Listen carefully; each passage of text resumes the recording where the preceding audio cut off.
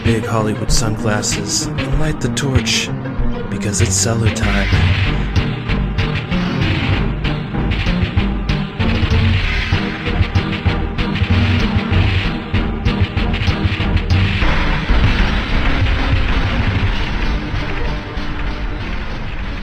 Welcome to the Crack Cellar. As the prophecy was once shattered into a billion pieces, then reassembled underneath a golden tree. I'm Two-Spirit Penguin Daniel. And I was almost flattened, Nickel. Broadcaster Nickels. All right, Broadcaster, it's a special day. Finally got to reviewing Elden Ring. How do you feel about that? 4 months late. I feel great about it. I don't know what you're trying to insinuate right now. Yep. We try and beat games before we review them, unlike the game journos out there that play 10 minutes and then pretend like they played the game and beat it. This time around, I beat the game, but you just fell short, Broadcaster. You want to explain yourself? Game's trash. Oh shit! Hot Not take worth right the time, off the bat. Dude. Everyone's GOAT game of the year, Broadcaster Nickels, is like, nope, it's trash. I want the record to be shown. I have beat Bloodborne 8 times. I have beat Sekiro twice. No pun what intended. Other games? That's true. What was am I missing one? Did you play Demon Souls?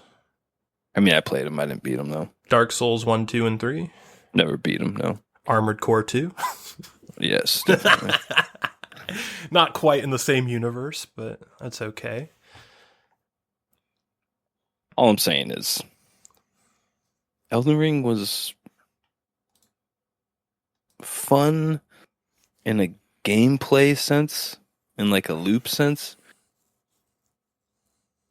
I just felt like I've been down this road before already, and I liked the other game before it. Like, I liked Bloodborne more, you know? Yeah. I liked Bloodborne a lot more. And at first, I was just like, man, I think Elden Ring's strength is its open world, you know? There's, like, so much to do. But at the end of the day, it was so, just narratively vacant, you know, like more than I was used to with these type of games. And maybe it's because I just got spoiled with Sekiro, and Sekiro is kind of a special game from a FromSoftware standpoint. You know, they usually aren't that narratively driven. But even with Bloodborne, I think back to Bloodborne, even though it was more like an Elden Ring game, as in, you know, the story wasn't in your face, you kind of had to like peer in there and look for it. I just felt like the Elden Ring story wasn't, you know, captivating enough. It wasn't enticing me, or it just wasn't there to begin with. I mean, the whole Two-Finger storyline and the trees and what do you call them? What are you again? I forget. Not the fallen, the tarnished. Yeah, the tarnished. Like, it just all seemed like some weird adaptation of Dark Souls. You know, like it almost looked like they were trying to make a Dark Souls storyline without calling it Dark Souls. Like, they didn't have the IP, the rights to say it was Dark Souls or something. Yeah. I'll go into it more when we get to spoilers, but I believe Elden Ring is actually a sequel to Dark Souls 2. Yeah, but functionally the game was great. I liked riding on the horse throughout the open world. I liked, you know, the gameplay, which essentially was normal Dark Souls gameplay, you know, a mixture between Bloodborne and, you know, a little, I mean, pretty much. I mean, there was a little bit of the poise from Sekiro. There was a little bit of the, you know, a more aggressive attacking strats from Bloodborne. You know, but then there's also shields in there and stuff if you really want to. There wasn't a lot though, so I'd say it was a mixture of a lot of things. But it's, at the end of the day, it was still the same cup of tea, is what I'm trying to say. It just wasn't. It just got boring. Yeah. To really say the least. It just got boring. Yeah. And I got pretty far. I got to Crumbling Frumazula, and I even found the secret boss, the dragon. So I beat Crumbling Frumazula, technically. I just didn't leave because I wanted to beat the secret boss. I just got bored of it. Yeah. Yeah, and Crumbling Fazula is basically the last level. As soon as you leave there, you unlock the last boss. So it's Yeah. And I saw the videos of the boss, so it's like, and then the second form of it, and I saw everyone bitching about it and how hard it was and how many times it took you to beat it and stuff, and it's just like, I was just like, I don't even know if I want to fucking try. Like, I'm not into the game. Like, yeah. Yeah, it legitimately took me like I want to say 60 or 70 attempts to kill the last boss, and I tried like 5 different builds throughout that 70 attempts. Like, it took a lot of time, pain, and effort, and I have beat every single except for Sekiro. I beat every Soulsborne game. I beat all the Dark Souls, I beat Bloodborne, I beat Demon Souls. And this one gave me the most problems out of any of them. And I really hate that I have to like dock it a little bit for that, because a lot of people hear that and be like, oh, you just get good, dude. I have a huge frame of reference for these types of games, and it wasn't a get good thing. It was a poor design thing. Like, they designed this last boss in a way where you have to do a very specific cheese, or you have to fucking be perfect. You have to get perfect RNG. You have to just have like the perfect build. You have to have the perfect weapons. And then you have a chance to beat it with that good RNG if you're very patient. And it's, my favorite is Bloodborne. I think it's your favorite too. And the reason I like Bloodborne so much is because you didn't have to be patient. It wasn't like sit here and block with a shield for an hour and then get one hit in and then rinse and repeat for an hour straight. Fuck that shit. Bloodborne, you're fucking just rolling around, fucking ripping shit in half with your saw blade. Just so much better design. It just feels better. It's more fluid. And it still had the perfect difficulty attached without sacrificing that. Elden Ring, I don't think even comes close to that. And it's really just a continuation of the poor design of Dark Souls 2, in my opinion. But we can go into that. It's a continuation of the same engine used since Dark Souls 3. I'm pretty damn sure. Yeah. Boys. Yeah. So take a step back. George R. R. Martin designed the world of Elden Ring. He didn't do the direct writing of the game. He didn't write the dialogue, but he basically created a Bible of like the world of Elden Ring that they based everything off of. He created all the bosses, like all those big named bosses, but he didn't actually design them. What do you think about the world itself? Like the George R. R. Martin part of this game. Were you satisfied with that part? Underwhelmed? I mean, I wouldn't say I really noticed it. Interesting. Like, I'm just so used to FromSoftware, with their fantasy look, and I just didn't see anything where I'm just like, yeah, they couldn't have made that without somebody else. My brain didn't immediately pop. Be like, that's not theirs. That's not of their design. Mm-hmm. So I don't know. Again, I didn't play a lot of the Dark Souls. I've just played Bloodborne and Sekiro, and now this one, almost all the way through. And based on those 3 games, I mean, in my little bit of playing and looking at all the Dark Souls, I didn't see anything like even the dragon theme, the magic, the knights, like all the armor sets, big bulky armors. It just, yeah, it all seemed like a trend that they've been following for a long time. There's a couple deviations, There's, of course, there were some new ideas sprinkled in there, but it just, it literally was on the same engine they've been using since Dark Souls 3, I'm pretty damn sure, right? It's just like a I don't know. revamped version of that of some kind. It can't be the same. There's no way it's a brand new engine. It looks the same. The graphics looks the same. It does look very similar. Yeah. Go back to Bloodborne on the fucking PS3. I mean, there's just no way that they are working with a brand new engine, even to this day. It's just crazy. Their graphics and the frame rate and their tool set and capabilities would just be way better looking at this point. Every game since Bloodborne, every game I've played since Bloodborne has felt essentially the same. Even Sekiro, you get your hands on Sekiro, it is a completely different game than Bloodborne, but you can tell, it's still in the same engine. Interesting. Yeah, Sekiro's the only one I haven't played, and I think that I'm probably going to play it someday. But I don't. This fucking amazing Elden Ring, game. This Elden Ring, like I had to like begrudgingly beat it. I almost quit it probably 5 different times throughout the game. I almost quit really early. I like notoriously hate open world games. I've only played a few of them and not quit immediately. I just don't like them in general.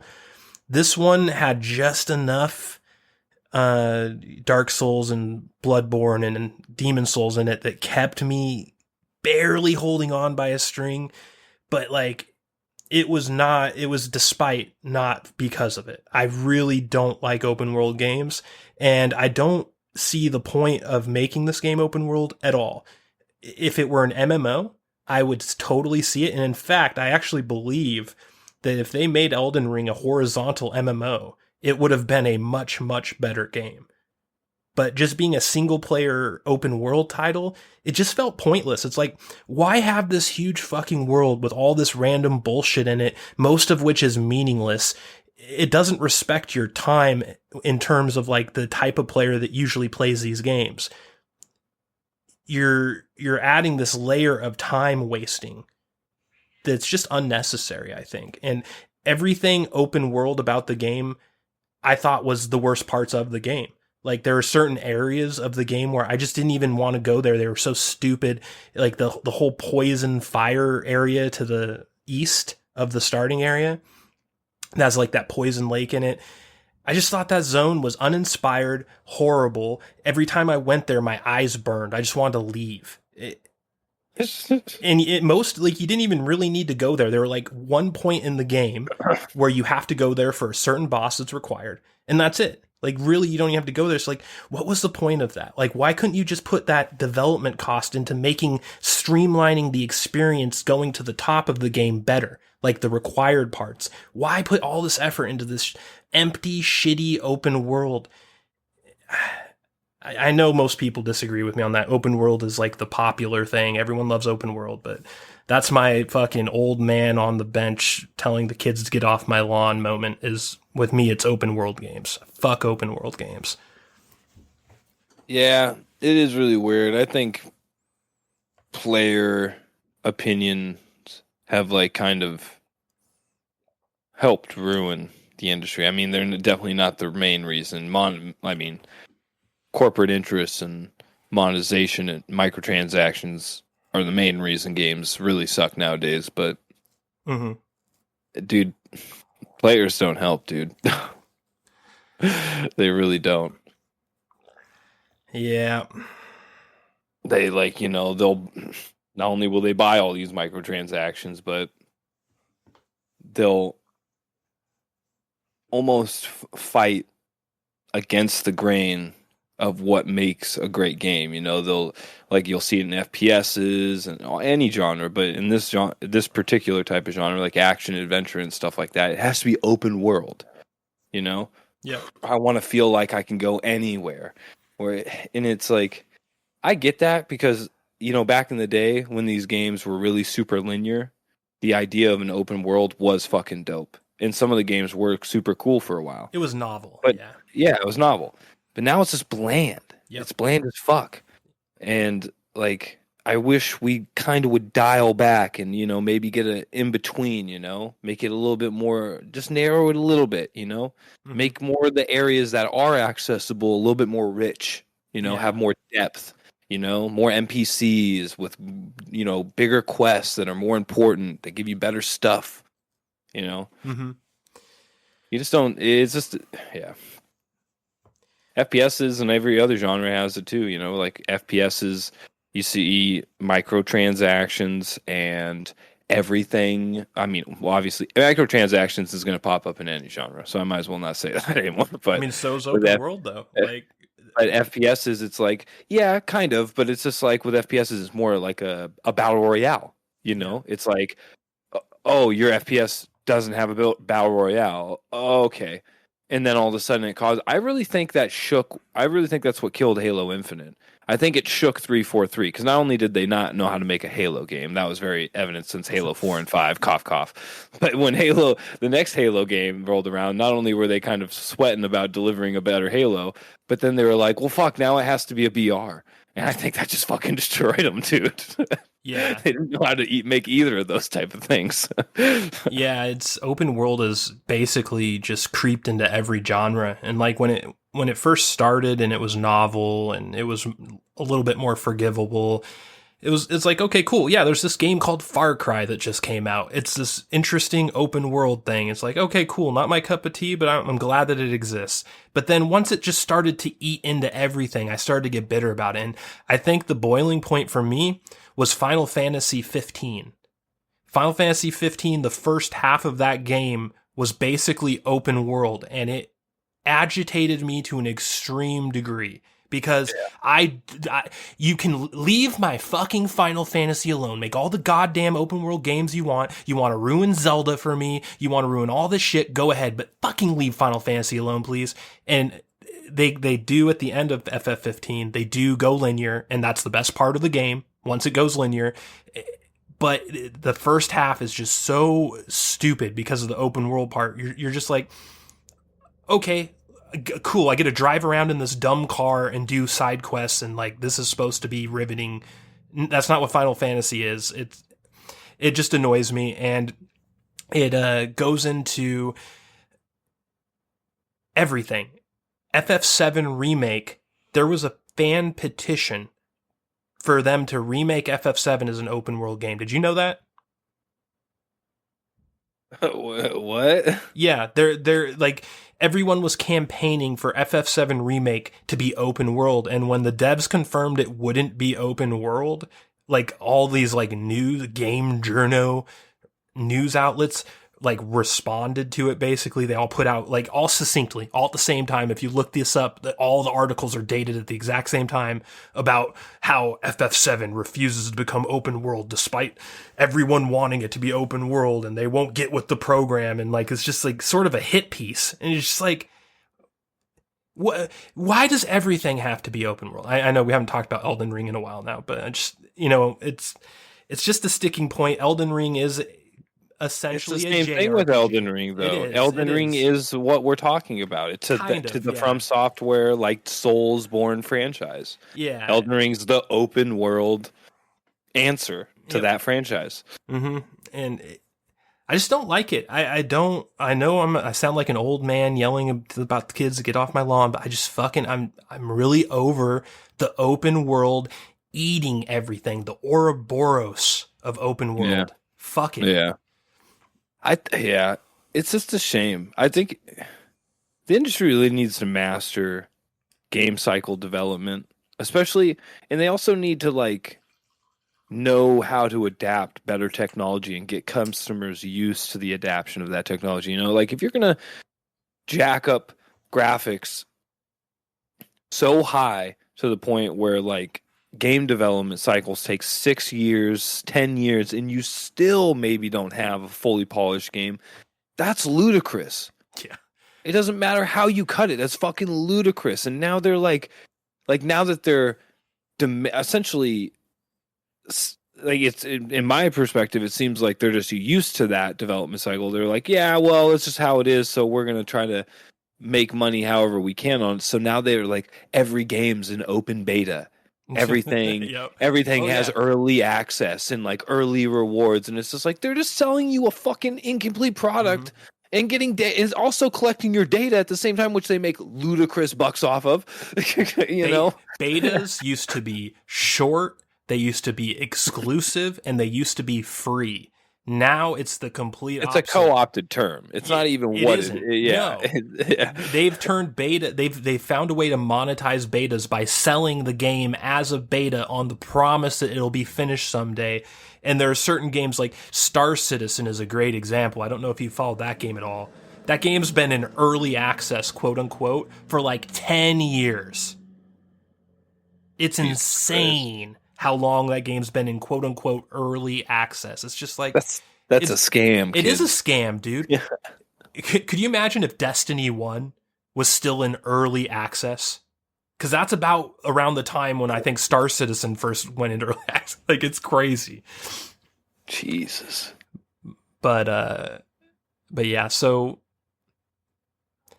before we get into spoilers, what would you tell someone about this game if, say, they were interested in it and they haven't played it yet and they're a fan of older FromSoftware games? Would you actually recommend it to them? Would you tell them to stay away? Because I know you know that the entire chorus is basically obsessed with Elden Ring. Like, if you look out into the popular media and all, like, everyone acts like it is the greatest video game of all time. And these are people that didn't even like FromSoftware games. Like, Bloodborne was a cult hit. It was the first time really that a FromSoftware game got popular, and it was still like only a fraction of popular as Elden Ring is, a small fraction. So this game blew up way beyond any possible imagination. Yeah. What would you say to that rare person that hasn't played it yet but played the older ones? Would you recommend it to him? Oh, of course. Of course I'd recommend it for him because it's not a bad game. It's just, we're talking about oversaturation, We're talking about every game having to be the same thing. But at the end of the day, I mean, I'll say something I've always said, that people are so hungry out there for games that are remotely good and have some content they can chew on, So I would never tell someone to avoid Elden Ring. It's just, I think Elden Ring is as popular as it is right now because, one, like I said, people are really hungry for any video game right now because development studios are just taking fucking forever to release good games, and when they do, they're still shit. Like Halo Infinite. Like, we're on almost year one, and it's not looking good. But anyways, The second reason is FromSoftware fan base has always just been super loyal. I don't think I've ever seen the FromSoftware community ever revolt on any particular game. Well, Dark Souls 1, 2. Dark Souls 2 is very infamous. That was community. They still played the shit out of it. True, and there's a lot of white knights that'll defend it too, for sure. And 3 came along, and everyone loved it, and then Bloodborne, and then fucking Sekiro, everyone loved that, and now Elden Ring, and everyone loves that, So, and now like hype trains are worse than ever with social media and all that shit. So it's like, I think Elden Ring is kind of just a product of its time. I don't think it's, if you really looked at the concurrent numbers of players and when we have more time looking back at it in hindsight compared to everything, I'm sure a lot more people will agree that it's not as high on the charts as like as far as narrative stories go. And maybe not everyone cares about that stuff in FromSoftware's games, but that's particularly the reason I play FromSoftware games, is because of the crazy nebulous storylines they have. And Bloodborne is like the king in that, and then Sekiro is like right underneath that, because Sekiro has just a kind of more straight traditional story, but it's super good. It's like awesome. So yeah. That's why I come back. All right. I would tell anyone that likes Dark Souls 2, get Elden Ring right now. You're gonna fucking love it. If you only like Bloodborne and you don't like Dark Souls or Demon Souls, I would say stay away from this, because when I look at this game from a purely Bloodborne perspective, it's a huge disappointment. But when I look at it like with the whole kaleidoscope of the Soulsborne genre, it's a little bit more forgiving. And it's really tough for me to recommend this game to anyone outside of the exist. It's funny because this game blew up and it obviously attracted a lot of new players that were outside the existing community, but I still would find a hard time recommending this to just like Joe Schmo that, usually plays Call of Duty and Madden, you know what I mean? Like, Well, they just won't be interested in it. yeah, like it still is the same type of game. Like it's still really hard in spots, and it's not a game that you can just change the difficulty to casual or easy mode and just go through it. And you wouldn't really want to anyway, because the story, like the only point of doing that in a video game is so you can see the story and not be blocked because you're not a good enough player. But this game's story is like, we'll talk about it more in a second, but I don't think the story is anything special, especially considering George R. R. Martin wrote the Bible for it. Like I expected more, but yeah. Anyway, you ready to get into some spoilers? Give it a C, dude. Pick it up used or 50% off on a Steam sale. All right.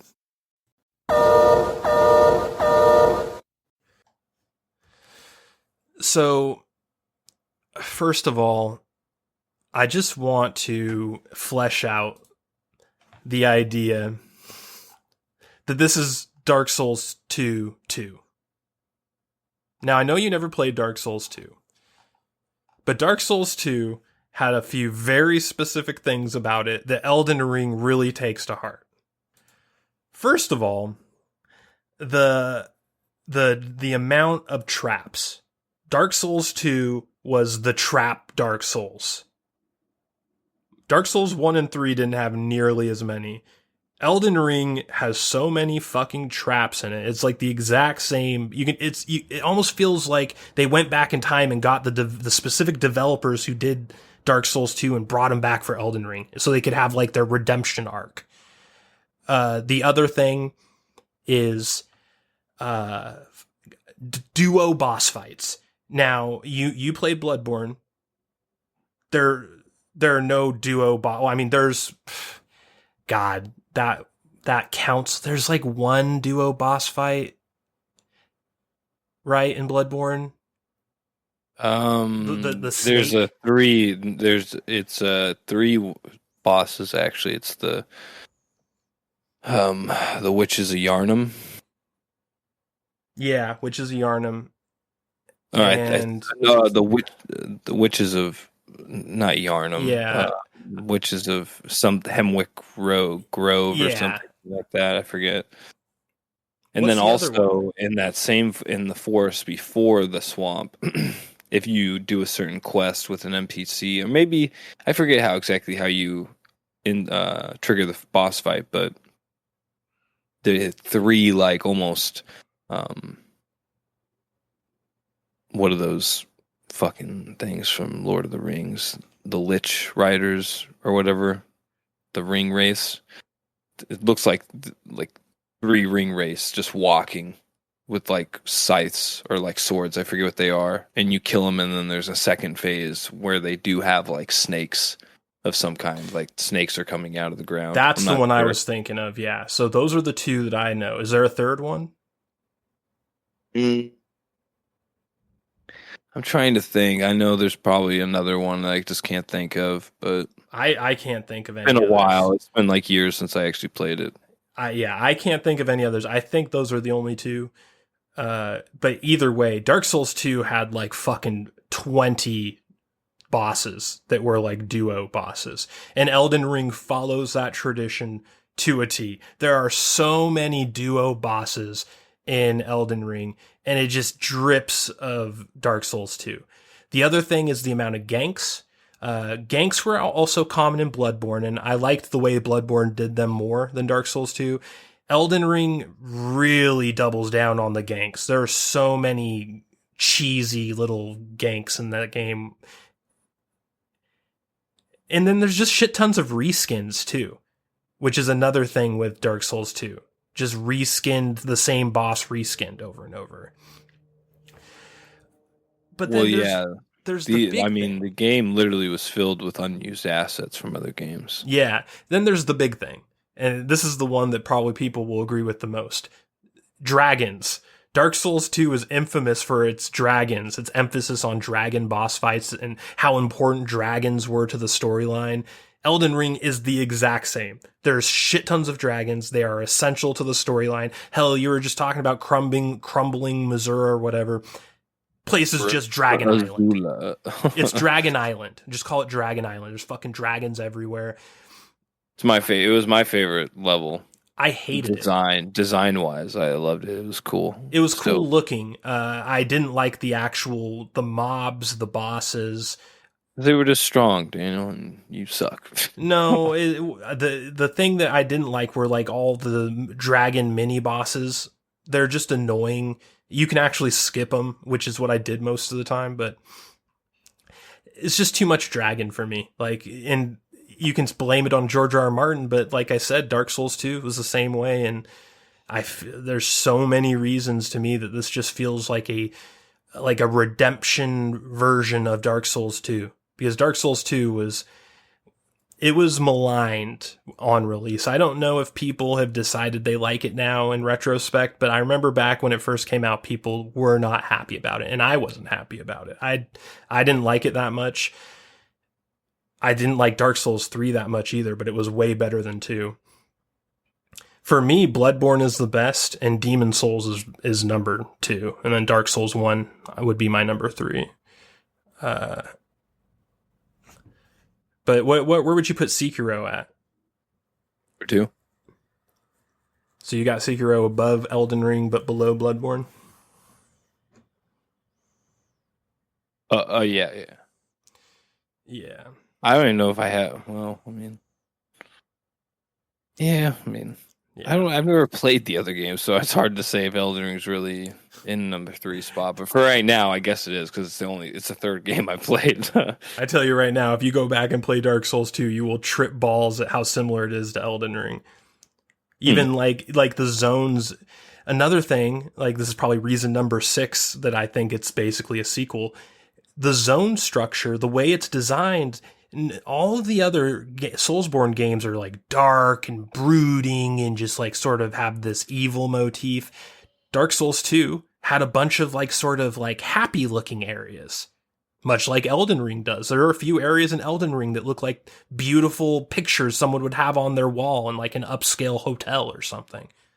Yeah. Didn't Dark Souls 3 have that? Wasn't it like a gigantic, like beautiful monolithic castle area?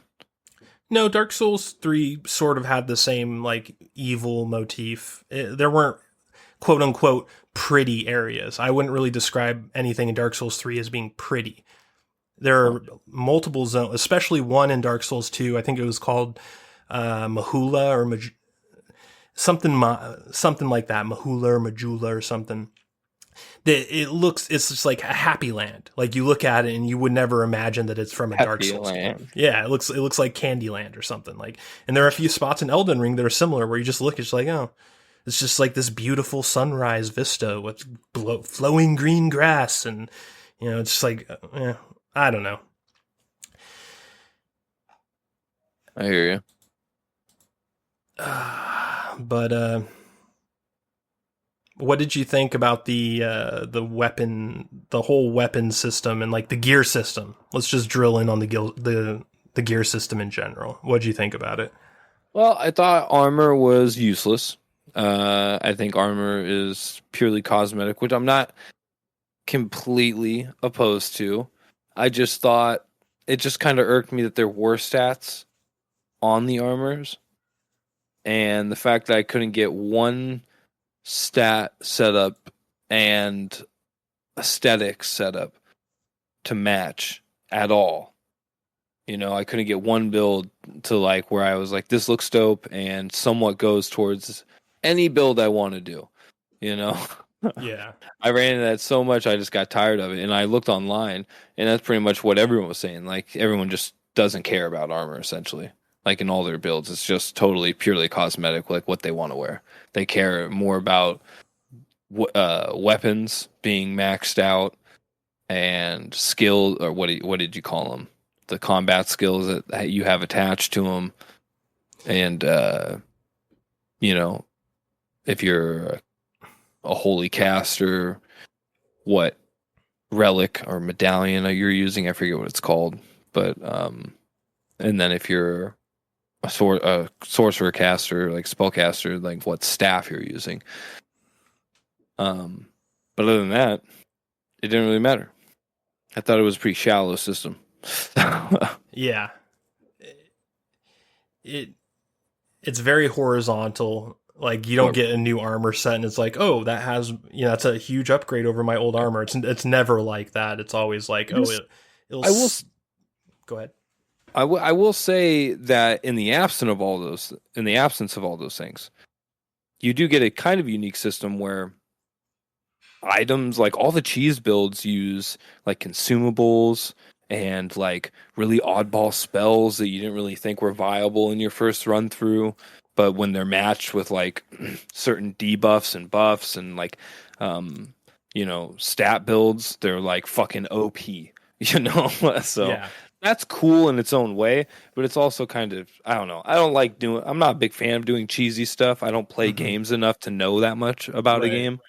So it kind of, I don't like that.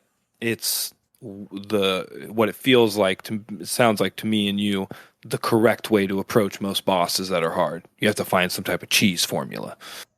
Yeah. Yeah, and and this will be my last time I bring up the Dark Souls 2 conspiracy, but that's my final similarity that I'll bring up. Dark Souls 2, famous for basically requiring cheese builds.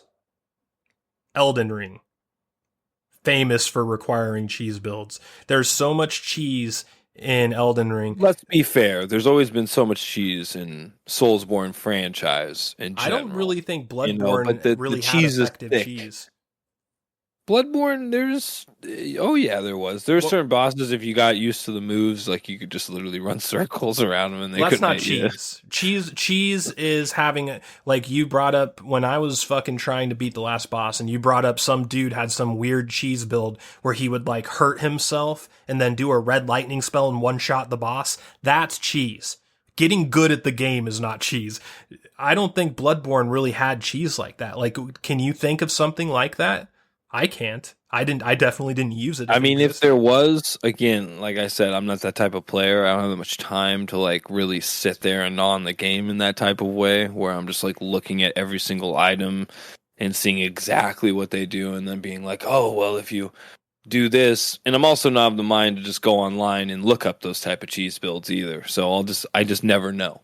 That's not in my knowledge bank. Yeah. Well, I mean, I'm very apt on Bloodborne, and I think I got every piece of armor and every weapon and every item that exists in Bloodborne. I don't think I missed anything. I don't believe there's actual cheese in Bloodborne the way there is in Dark Souls 2 and the way there is in Elden Ring. At least I haven't seen it. I haven't seen proof of it, but either way, that's a huge, huge similarity between those two as well. And yeah, I don't know about the storyline either, because people say Elden Ring's storyline is better than all the past ones, and I totally disagree. I think Bloodborne's storyline is better. It's more esoteric. It's harder to figure out. But when you do get the pieces and you kind of put it together, it's way better than the fucking little, I'm the Tarnished and I'm gonna fucking restore the Elden Ring and become an Elden Lord. And the big plot twist is you set the tree on fire at the end. It's just like, it wasn't anything special, especially given George R.R. Martin's involvement. Like, you just expected like some like Game of Thrones vibes, like a real storyline. It's just like, the story was really disappointing to me. Yeah, no doubt. Bloodborne definitely has. I struggle. I think Sekiro honestly has a better storyline, but that's because it's actually like a narratively driven story game. You know, like every chapter you're getting like hard developments. You know, of every character. Like people are dying in front of you. You're like being betrayed. Fucking. you know, like literally your arm gets cut off. It's like the main poster of the game, you know, you're a one-armed fucking ninja. So it's a very It's a rough visceral life. story. You know, I don't know. I don't know what I'm saying. But I just love Bloodborne so much. I don't want to say it's in second place because I think Bloodborne is the best Souls type game. Sekiro kind of is in a little pocket. You know, it's different. So I almost just don't want to compare it, but they're the two best Soulsborne games I've ever played. So yeah, I think there's only two parts of the storyline of Elden Ring that I really enjoyed. And first is the Rhea Lucia Academy. That final boss in there, if you look at the storyline for her, that was some really, like, I think that's where you get some of the Game of Thrones shit. Like the storyline with her and all of her dead babies and shit is just like, oh fuck, like this is some dark shit. I thought that was cool. And also the Fire Lord, I forget, Ryukin, the storyline with him, and like he has like the NPC at the front who's like, join our League of Assassins, go take out some Tarnished and, you know, be John Wick in Elden Ring, and you go do that. And then she's like, oh, the Lord wishes an audience with you, and she takes you to this cave, and he's just this giant evil spider god, and you're like, oh fuck, like that was cool. Like there are a few spots in Elden Ring I truly loved. It's a snake god, a spider. Oh, did I say spider? Yeah, I meant snake. Yeah, there's a few spots like that that are just truly like, whoa, like that was fucking cool. But it's so few and far between, and the parts that you really want that in, they're not there. Like the beginning of the game, there's nothing like that, and at the end of the game, there's nothing like that. The ending is such a thud, in my opinion. I don't know. Star Scourge Radigan, or no, Radigan's one of the second to last boss. Ragon or something. His son, Ragon, the guy that's in the desert roaming with the horse. That was a super cool fight. Yeah, but I fought him at like the 50-hour mark. That's not the beginning. Yeah, I know. I'm just saying. Right. Oh, no. I agree. There's some really cool boss fights. I'm more talking storyline wise when I mentioned those two.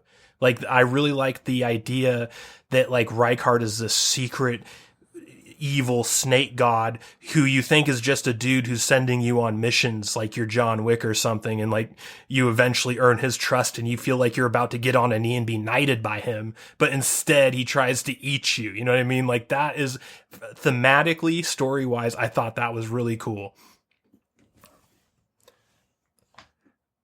I'm not even sure what the story is with Ragon. He was a really cool boss fight. Super easy because you could summon 8 fucking helpers, but it was a cool fight. But I don't know what's the story. Like, it didn't seem anything special. Him and Melina or whatever fought, and at the end she used her like flower bloom attack thing and gave him the scourge essentially.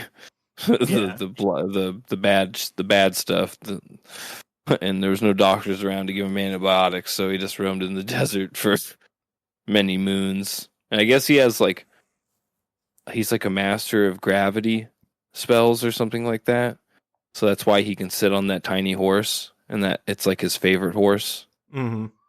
You know? Yeah, I wasn't impressed. That's all I know. Yeah, I wasn't impressed with the lore of that one. I don't know. It's very uneven. The storyline of this game, super uneven, a little uninspired compared to what you would expect from the creator of Game of Thrones, which makes me think that perhaps they didn't follow all of his Bible so biblically. I have a feeling that they picked and choose some things to implement and others not so much. Probably. I mean, Miyazaki, dude. Yeah. What else? Soundtrack. What'd you think about the soundtrack?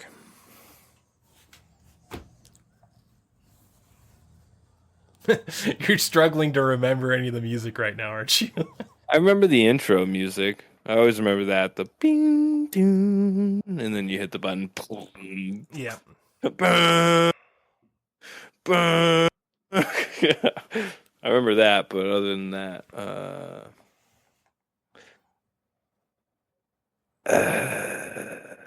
yeah, Uninspired. Yeah. Uninspired. Bloodborne's soundtrack laps. It laps it 100 times. Like, it's so crazy how much better Bloodborne's music is compared to Elden Ring. Well, Bloodborne's music is actually intense. Like Oh, it's dude. like gothic horror, and the music actually matches that. Like when you're fighting a 25, 30-foot wolf creature on the bridge in a Yeah. gothic town, in a gothic Victorian hellish nightmarescape.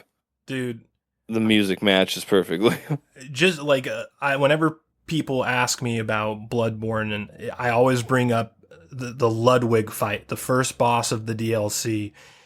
If you want to talk perfection in music in terms of a Soulsborne game, there look nowhere else. That, like, the way that it starts off when you're fighting his first form, it's cool music, but it's kind of subdued. And then you hit him into phase 2, and he goes through that fucking one of the most badass little cutscenes of a boss ever. He takes his sword, and then all of a sudden the trumpets start playing like gothic horror trumpets, and it's like dun dun dun dun dun dun, dun, like, just like so fucking good. There's nothing like that in Elden Ring. There is not a single boss, and that includes the secret boss, Melina, or whatever her name is. I don't know if you ever got to her. I did get to her, but I didn't actually beat her.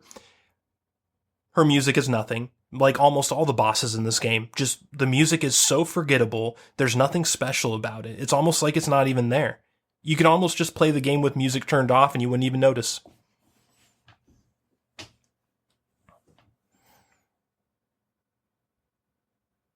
Fucking horseshit. I still remember fighting Kos, the son of Kos, or orphan of Kos, sorry. Another great track hamlet. too. Yeah, dude, it was so music. Good, dude. Yeah, I don't know what happened with the music in this game, and it's so weird because everyone rates this game as perfect. Like, if you look at the official review scores, it's all 9 out of 10 or 10 out of 10. Like, no one, like almost everyone universally rates it perfect. And it's like, I do think this is a good game, but it is not fucking objectively, it is not perfect. And there's so many examples of them doing it better in other games. I don't get it, but yeah. Whatever. I hate Legend of Zelda Breath of the Wild too, and everyone fucking loves that game to death, so. Everyone's getting gay, dude. You need to be gay now. You need to like open world. You need to take that open world dick. Sounds like an episode for Always Sunny. Everybody's getting gay. Everybody's getting gay. Oh, shit. What was your favorite boss? Ooh, that's a good question.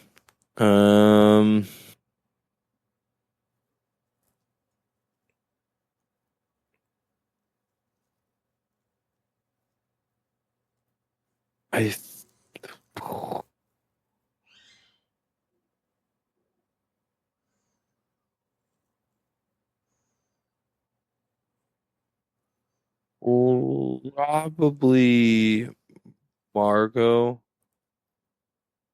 Or not Margot. What's his name? The brother. Margaret. Find him on. Yeah. The blood guy, the blood lord or whatever. He was pretty fun.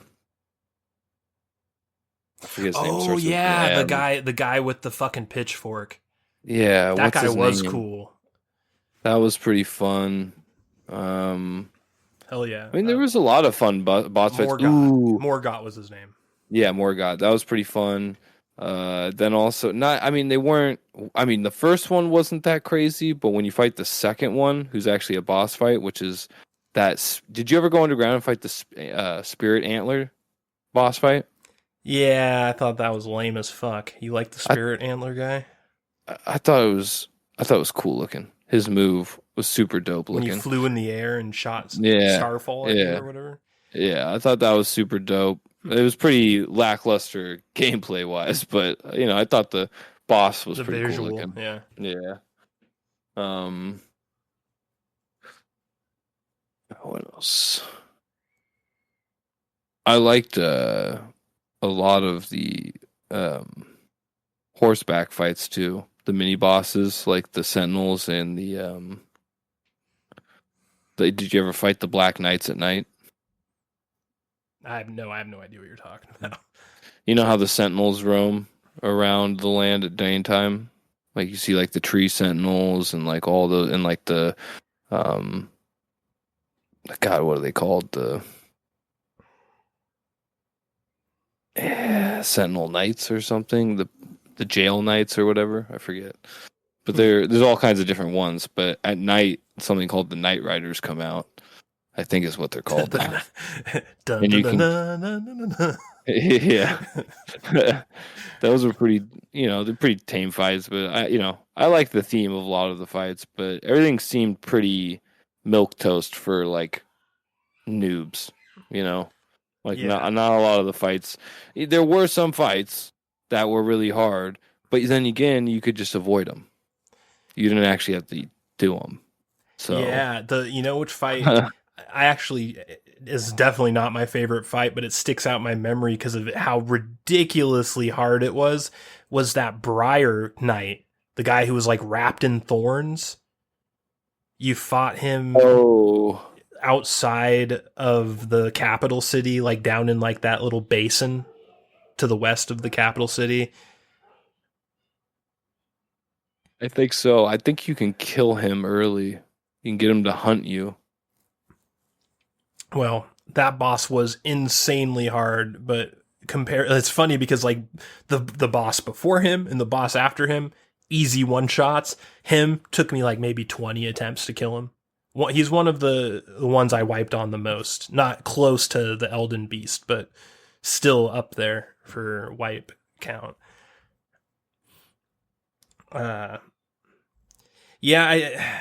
My favorite boss is gonna be Godfrey, I think.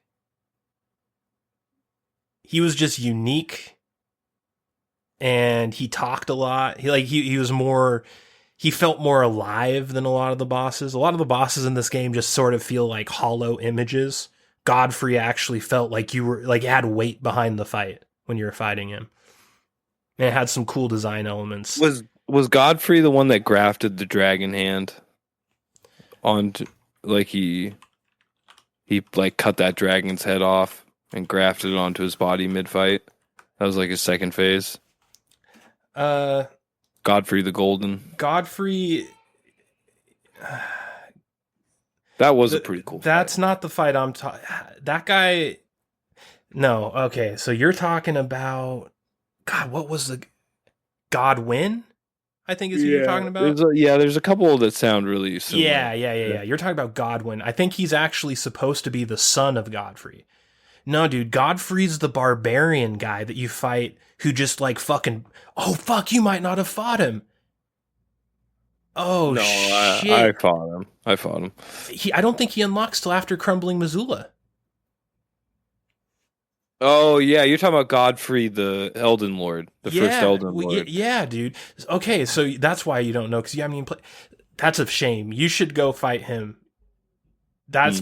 So he's like a barbarian. Like he fucking uses his fists and he like punches the ground like a fucking superhero. He's a fucking badass. You fight his ethereal form earlier in the game.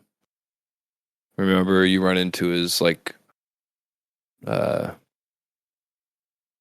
do you call it? Those little things you summon, like the mimic tier and shit. You essentially fight that form of him in a castle. I forget where it was. I think it was in Lindell. Somewhere in Lindell you fight him. The ghost version. All right, well, Broadcaster, as you know, here in the Crack Cellar, we have an official patented Ghostbuster rating system that we use with all of our reviews. And with this special edition of the Crack Cellar, what do you rate the hype lord of all video games, Elden Ring.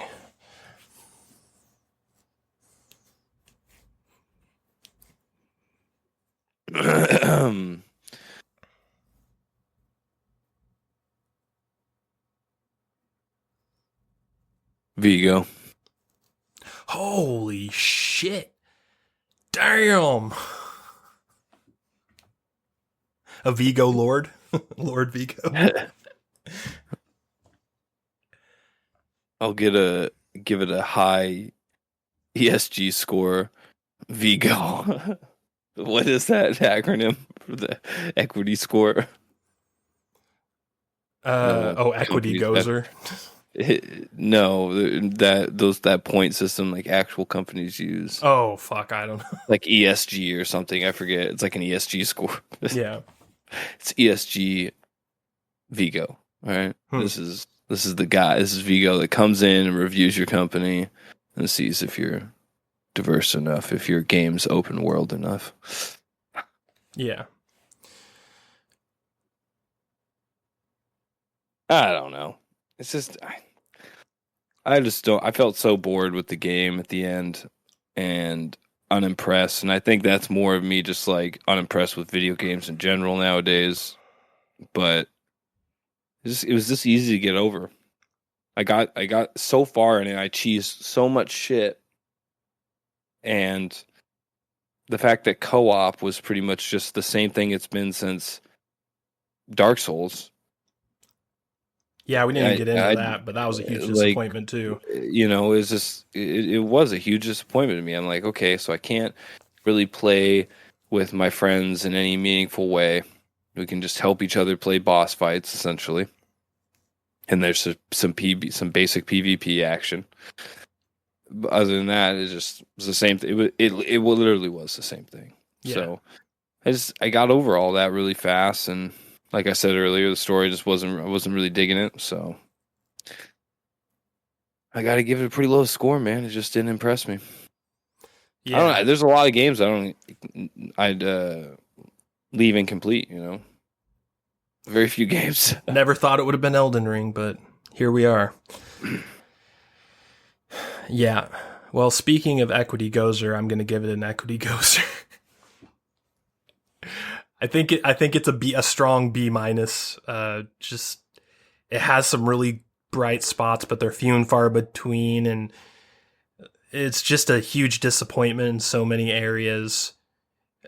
I can't, like, the game, it was so hard to beat it. Like, I had to force myself to keep playing it so many times, which is just not normal for me in these types of games. Like, I never had to force myself to beat Bloodborne or Dark Souls or, well, Demon Souls a little bit, because I was not used to, like, when Demon Souls first came out, it was so jarringly difficult, and, like, it was so, in a weird way, it was more robotic, more sort of, the movement wasn't as fluid. It was very kind of, it was just a really weird shift. So it took me a while to get used to that one. And I did almost quit Demon Souls a few times, but Elden Ring was different because I have a pedigree in these types of games, and I still just, I could not keep myself playing it. I took so many breaks. Like, we're reviewing this 4 months after the game was released.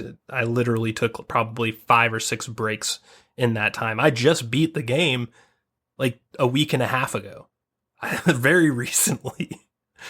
So, yeah, I think it's an okay game. It's a decent game. It borders on good at times, but it is so overrated, so overhyped that I'm just astonished by it. And I feel like someone's playing a trick. Like, how did this happen? That so many people think this is the greatest video game of all time. I really don't think that's any fault of the FromSoftware community, or I think that's literally just it being released in a famine. Yeah, you're probably right. And on that note, we will close out. I seriously, I feel like I'm in this minority, but I feel like in many years from now, people are going to look back on this day and age and like how shitty games were being developed and how long they're being developed, and they will see games like Elden Ring, and they'll see the hype bubble around them, because they were just released in these times. Yeah. Like decent games, but it's just like, holy fuck, people were just like calling it the second coming of Jesus. Yeah. Your God is dead and no one cares. If there's a hell, I'll see you there. Trent Reznor knew the whole time, Broadcaster. He is the first Elden Lord. And then he released 8 other albums, and then he had the fucking nerve to then release his 10th album with the title track, a copy of a copy of Son of a bitch.